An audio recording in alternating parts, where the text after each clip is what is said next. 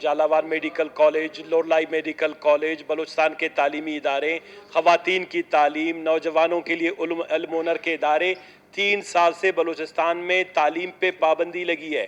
کوئی بھی تعلیمی پروجیکٹ، چاہے وہ تعلیم کا ہو، اسکول کا ہو، مڈل اسکول کا ہو، پرائمری اسکول کا ہو، اساتذہ کا ہو، یونیورسٹیوں کا ہو، اس حکومت نے روک دی ہے۔ یہ حکومت چاہتی ہے کہ بلوچستان کی عوام جو تھوڑی بہت ان کی آنکھوں میں تعلیم کی وجہ سے روشنی آئی ہے، وہ آنکھیں بھی ان کے نکال دی جائیں۔ یہ ایک اندھی اور گنگی بہرہ بلوچستان چاہتے ہیں جناب والا، تو اس اندھے گنگے بہرے بلوچستان کو بچانے کے لیے وہ نوجوان اس عدل کے دروازے پہ دوبارہ آ جائے ہیں۔ تو کیونکہ ادھر تو دیکھ رہے ہیں کہ بلوچستان خسارے میں ہے، وہ نہیں کہتے ہیں کہ ایک ٹرینڈ ہے، کہتے ہیں ایمرجنگ بلوچستان، مجھے تو لگ رہا ہے سبمرجنگ بلوچستان ہے، یعنی ابھرتے ہوئے بلوچستان کی وجہ ڈوبتا ہوا بلوچستان ہے۔ یہ حال ہے۔ 4 دن کے بعد بجٹ پیش ہونا ہے۔ اتنی خوبصورت تقریر کی ملک صاحب نے، اور اب دوسرے دوست کریں گے، تجویز دینا چاہتے تھے، آپ کو یہاں پر ایک شخص بھی نظر نہیں آ رہا۔